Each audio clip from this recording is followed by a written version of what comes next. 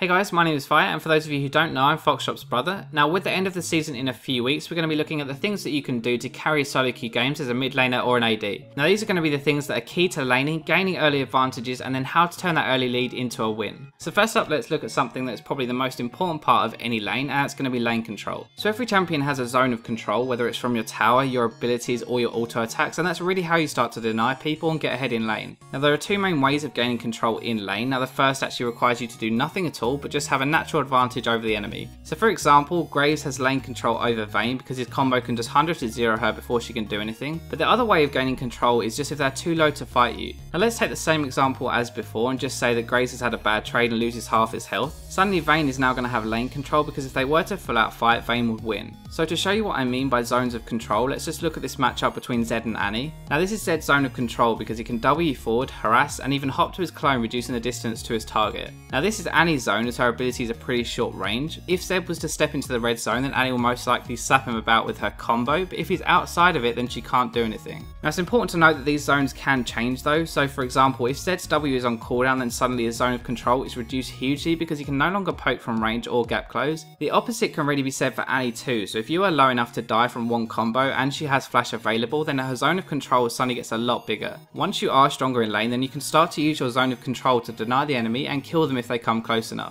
Now this kind of leads on to the second thing, which is trading. Now there are two real types of trading, and that's trading based around minions and trading based around cooldowns. So minion based trading is most useful for skill shots as a mid laner and auto attacks as an AD. So it all revolves around the fact that the enemy will put themselves in a really predictable place to kill that creep, and they'll be focusing on that creep, not on attacking you. This means that it's easier to hit skill shots as they're less likely to dodge, and in the same way they aren't likely to attack you back as they'll just be killing that minion. So cooldown based trading is more of an engage than poke, but it is going to reward you more as well. So most champions rely on abilities to do damage early on into the game, which means that anytime the ability is on cooldown, they can't use it in a fight. Now this sounds really obvious, but it's a really easy way of gaining an advantage in lane. So let's just use Graves as an example again. Now Graves is renowned for his huge burst, but if he's just used his Q to farm the wave, then that gives you roughly 10 seconds where he'll do almost 300 less damage to you in a fight. So the reason trading is so important in low elo is because once you win a few trades, you'll gain lane control that will lead you to either denying or killing the enemy. So far I've covered the laning side, which is going to allow you to get that early lead, but now we'll cover what you should actually do with it to win the game. Now this is more for mid laners, but roaming is probably the easiest way to win games once you have an advantage. Depending on the game, you're either going to want to roam to counter gank their mid or jungler, or you'll just be pushing the wave and roaming yourself. Counter ganking is pretty simple but can be really rewarding, especially if you have some sort of speed buff like Orianna or a gap closer like Gragas to get there faster. So as soon as you see their jungler ganking, you immediately run to the lane to mop up the fight. Chances are that if the enemy is fighting your team, then they aren't just going to decide to stop and run away when you move, but even if they do, you'll probably have lost 2 minions at most for the chance of getting some kills.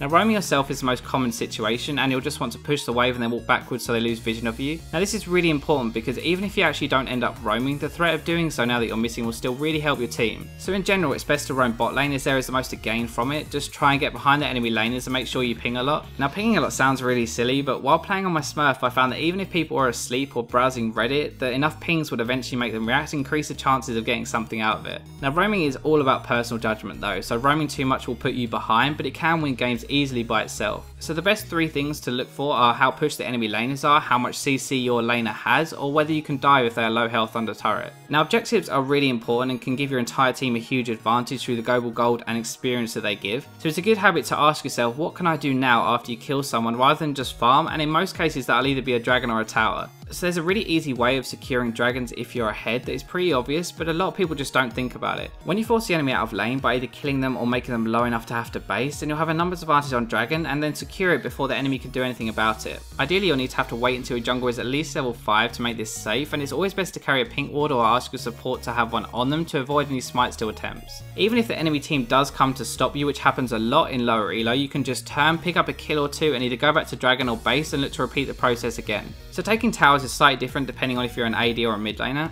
So in bot lane, if you're in control, then you will naturally push away from zoning, so the turret damage from minions and the auto attack will eventually just destroy it on its own. You can also put a lot of pressure onto the tower if you kill or force the enemy to recall, but this is only a good idea if you don't need to base yourself. So if you do need to base and you do it too late, then they're just going to get the wave to your turret and you'll end up losing CS yourself. Now taking a bot is pretty much always a good idea unless you have nothing else to do, so don't take it if Dragon is already down for example, or if the enemy laner has a lot of wave clear mid lane. Once the tower is gone, the two best options will be to secure Dragon or rotate mid and push that tower down too. So if you're going to go mid and push the tower, then the best way of doing this to make sure no one reacts is just to recall and then go straight there. This is going to avoid any wards that may see you run from bot to mid, and it means no one is going to react in time. Now in mid it's going to be slightly harder for you to take the turret on your own, but if your jungler does gank, then ask him to stay and put some damage onto the turret. This will mean that if their mid laner does eventually roam on his own, you'll have a much higher chance of taking his tower and really punishing him for doing so. Finally, I do just want to talk a little bit about wards. Now I'm not going to give you the whole wards win game ball that a lot of people do, but rather just where to place them when you're snowballing. So every time you base mid game, you should try to pick up 2 wards and place them deep into the enemy jungle. This way you can catch people who are farming creeps or trying to rotate, and once the enemy team is 4v5 while already being behind, it's really easy to push towers or even dive. The most important thing and what these wards allow you to do is just to keep pushing and not let the enemy team farm their way back into the game. So thanks for watching guys, and I hope you enjoyed it. If you did, make sure to leave a thumbs up and also subscribe to Fox. And you can also come and check me out on my own channel where I put out a bunch of different content like how to improve as a player and also some more entertaining stuff too. But that's all from me this time, so I'll catch you in my next video.